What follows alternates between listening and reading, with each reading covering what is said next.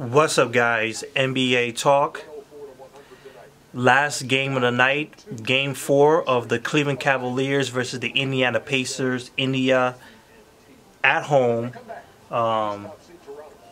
Cavaliers coming into this game down by 1. 2 wins to 1. Indiana Pacers holding the lead until tonight. They won the last game in a good fashion. And the Cavaliers won in a good fashion too. Like, they showed promise in some ways, because there were still problems in this game for the Cavaliers. Like, there were still people that were not showing up. And the chemistry was still cracking up, but they showed potential once again that they can work together and produce high stuff. Like, they can produce so much if they can work together collectively on the offensive end and the defensive end. It was a little bit better tonight for them, winning this game 104-100. LeBron James was pretty much the guy once again, putting up another 30-game show. 32 points, 7 assists, 13 rebounds, 2 block shots, 8 for 9 from the free throw line, 12 for 22 from the field. He got some little bit more help. Kevin Love was a no-show. He was 2 for 10 from the field, 5 points, 11 rebounds, 2 steals. Calderon replaced George Hill, who did not play tonight due to injury. Played for 19 minutes, useless. Kyle Korver, however, he was definitely a guy who showed up tonight, especially in the fourth quarter, where he went into Ray Allen mode for LeBron James. Like, he was hitting those great three-pointers that was necessary, that got themselves into this game, put them in a very good spot. He made 4 out of 9 three-pointers, which was pretty much all he did tonight. 18 points, second lead scorer for the Cavaliers behind LeBron James. Like, he was definitely doing some good stuff. J.R. Smith, he did some good stuff and he did some bad stuff. Like, it's hard to say. Like, you could say it was a balance of both. He was doing some good defensive stops, and then he had some bad defensive stops, and then vice versa for the offense. Bad and good offense. 12 points, 4 for 12 from the field. Not efficient enough, but he did have some good moments in this game. Like, better than the other guys in this game. Jeff Green, like, he was active for sure. +7 on the court, 8 points, 4 rebounds, 4 assists. He was doing some good things. I think I will put him in the J.R. Smith category. There were things that he was doing right, things that he was doing wrong. Jordan Clarkson had a very good game coming off the bench with 12 points. Ronnie Hood has yet to find an... He can't seem to fit. He can't really seem to fit in the squad right now. I would rather put Osman in this lineup. I would really put Osman, because he definitely is more active. He has that energy. I think he's more aggressive on the defensive end. He may not be able to defend anybody, but he'll give you more effort, because they definitely need someone to lead them into that defensive stops, because they can defend people. It's just that they're too lazy to do so. Yeah, the Cavaliers did a good job. This game could have gone away for them, because they just could not hold down the Indiana Pacers, who kept coming back, stopping them, going on good leads. But it was vice versa for the Cavaliers, because they got hot in the fourth quarter.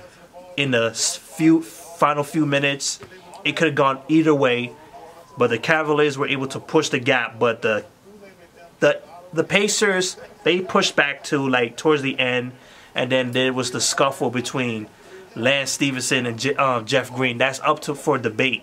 We don't know exactly what would have been the call, because it was real controversy about that, about who was the aggressor. Well, I can't I kept looking at Lance Stephenson like he did that on purpose somehow, you know.